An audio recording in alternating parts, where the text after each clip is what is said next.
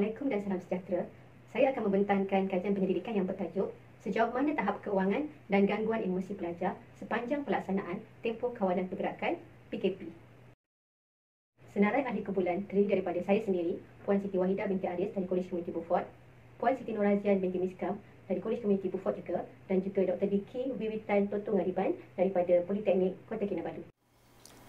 Kandungan slide ini mengandungi pengenalan, pernyataan masalah, objektif kajian, tinjauan literatur, metodologi, dapatan kajian, perbincangan dan cadangan serta kesimpulan.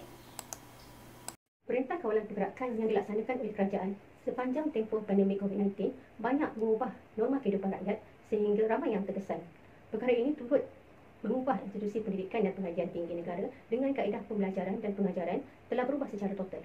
Pembelajaran secara atas talian dengan aplikasi penggunaan alatan dan teknologi digital secara menyeluruh menyebabkan semua pihak perlu menyesuaikan diri dengan perubahan ini. Peralatan yang tidak mencukupi, persekitaran kerja yang tidak kondusif dan kurang kefahaman mengenai teknologi digital dan e-pembelajaran di kalangan guru, pelajar dan ibu bapa sendiri menjadikan pengajaran dan pembelajaran semasa pandemik ini semakin mencabar.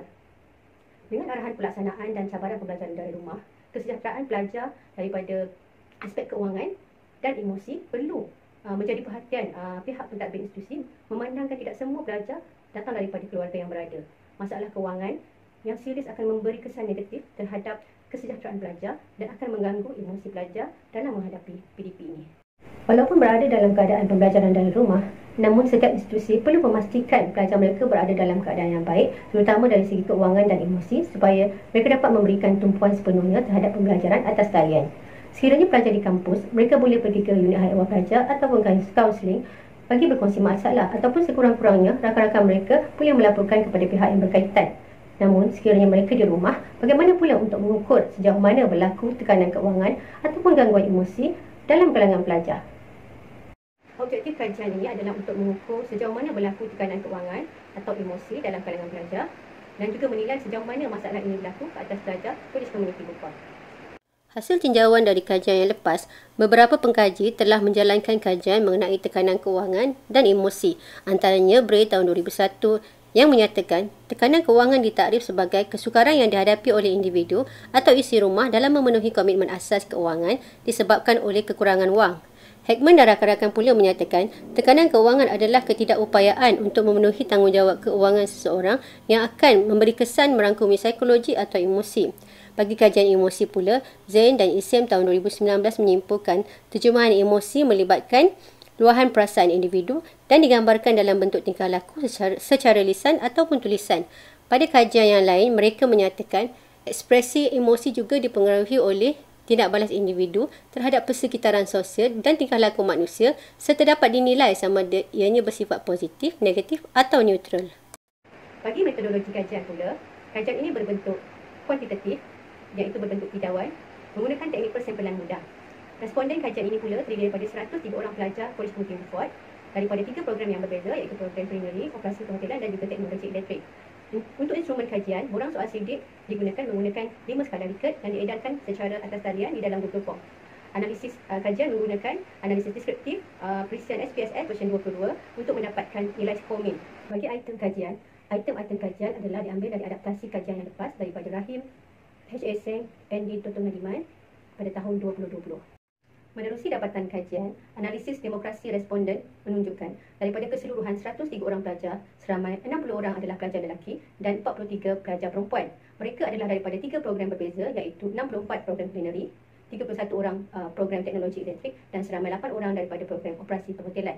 Keseluruhan mereka adalah daripada semester 1, 2 dan juga 3. Manakala majoritinya adalah daripada pelajar semester 2 iaitu seramai 42 orang. Kebanyakan daripada responden mendapat sumber keuangan daripada ibu bapa mereka sahaja iaitu seramai 48 orang. Selebihnya seramai 32 orang mendapat bantuan daripada ibu bapa dan juga beasiswa. Manakala yang lain hanya bergantung kepada beasiswa dan ada juga yang tiada sumber pendapatan. Bagi anggaran pendapatan ibu bapa pula, majoriti responden ibu bapa mereka berpendapatan dalam anggaran RM1,000 iaitu seramai 49 orang. Seterusnya 20 orang berpendapatan dalam anggaran RM2,000 dan selebihnya antara RM3,000 hingga RM10,000 masing-masing dengan bilangan kurang daripada 10 orang. Untuk analisis item kajian pula, ianya terbahagi kepada 2, iaitu tekanan keuangan pelajar dan juga tekanan emosi pelajar. Untuk tekanan keuangan pelajar, sebanyak 6 item dinilai, iaitu item K1 hingga K6. Okay, untuk item yang paling tinggi bacaan skornya adalah item K1, iaitu tidak cukup sumber keuangan untuk memberi makanan pada akhir semester yang memberi nilai 2.82. Manakala diikuti dengan item K6, iaitu bermasalah membayar yuran dengan nilai 2.36. Namun secara puratanya daripada item K1 hingga K6, puratanya hanya menunjukkan bacaan 2.37, iaitu bacaan rendah. Ini menunjukkan pelajar tidak mempunyai tekanan keuangan semasa tempoh PKP. Untuk tekanan emosi pelajar pula, sebanyak 5 item dinilai, iaitu item E1 sehingga item E5. Item E3 menunjukkan bacaan paling tinggi berbanding keseluruhan, iaitu sebanyak 2.75. Dengan soalannya adalah saya selalu risau akan sesuatu sepanjang tempoh pembelajaran dalam talian. Diikuti dengan item E5 dengan nilai sebanyak 2.5 yang membawa soalan emosi saya tidak stabil sepanjang tempoh pembelajaran dalam talian. Namun purata keseluruhan adalah sebanyak 4.28, di mana bacaan tersebut masih lagi menunjukkan bacaan skor min yang rendah. Ini menunjukkan pelajar College Community Beaufort tidak menghadapi tekanan emosi sepanjang tempoh pembelajaran di dalam talian. Sepanjang tempoh Perintah Kawalan Pergerakan ini sehingga ke fasa pemulihan, berbagai inisiatif telah dijalankan oleh semua pihak bagi memastikan kesinambungan proses pembelajaran berlaku dengan lancar sewaktu pelajar berada di luar kampus. Keprihatinan pihak Kementerian Pengajian Tinggi dalam mengendalikan urusan dan bantuan kepada pelajar terjejas menerusi institusi masing-masing sejak dari PKP fasa 1 menunjukkan para pelajar College Community Beaufort tidak mengalami tekanan dalam permasalahan keuangan dan emosi dengan purata min yang rendah, iaitu 2.37 dan 2.48. Hasil dapatan kajian ini disokong dengan inisiatif College Community Beaufort dalam pelan menangani krisis COVID-19 melalui unit hal ehwal pelajar dan pembangunan pelajar yang telah memberikan pelbagai bantuan kepada pelajar seperti bekalan makanan kering dan juga basah, penyediaan food bank di college community, penghantaran pulang pelajar sampai ke pintu rumah, bantuan perubatan, rawatan dan bantuan rumah sewa ataupun bilik sewa kepada pelajar yang mempunyai masalah penginapan.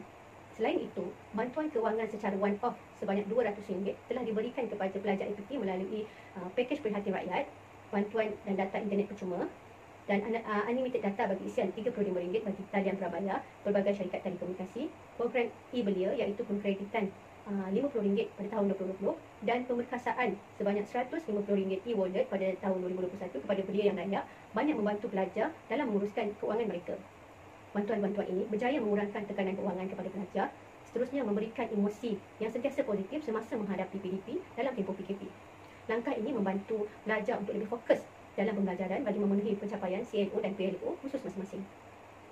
Justru itu, sebagai cadangan, pelaksanaan pelan tindakan dan bantuan yang diberikan oleh College Community Beaufort adalah sangat membantu dan perlu diteruskan bagi mengurangkan tekanan keuangan dan gangguan emosi pelajar, terutama dalam menghadapi PDP sepanjang tempoh PKP ini. Pandemik COVID-19 adalah masalah global yang ternyata memberi impak kepada penduduk di setiap negara. Walaupun pelanjutan tempoh PKP bagi tujuan mengekang penularan wabak agar penduduk bebas daripada jangkitan, namun pelaksanaannya banyak memberi kesan negatif kepada sosial, ekonomi dan sistem pendidikan sebuah negara secara keseluruhan. Kerajaan dan pihak pengurusan IPT telah memainkan peranan yang sebaiknya bagi menjamin kebajikan pelajar dengan bekalan makanan, sokongan psikologi dan keperluan asas yang mencukupi. Pelbagai panduan dan modul disediakan bagi menghadapi pembelajaran dalam talian juga dilaksanakan. Oleh itu, pendekatan dan inisiatif menyeluruh perlu dilaksanakan oleh pihak College Community Beaufort secara berterusan dalam memastikan keperluan keuangan dan berbagai bantuan lain disediakan. Selain itu, pengurusan emosi pelajar khasnya perlu diberi keutamaan bagi memastikan pelajar mampu menyesuaikan diri dan perlu sentiasa bersedia dalam apa jua keadaan sekalipun dalam menghadapi norma baru melalui kaedah pembelajaran dalam talian agar tumpuan pelajar tidak terjejas walaupun cabaran bakal dihadapi pada masa akan datang.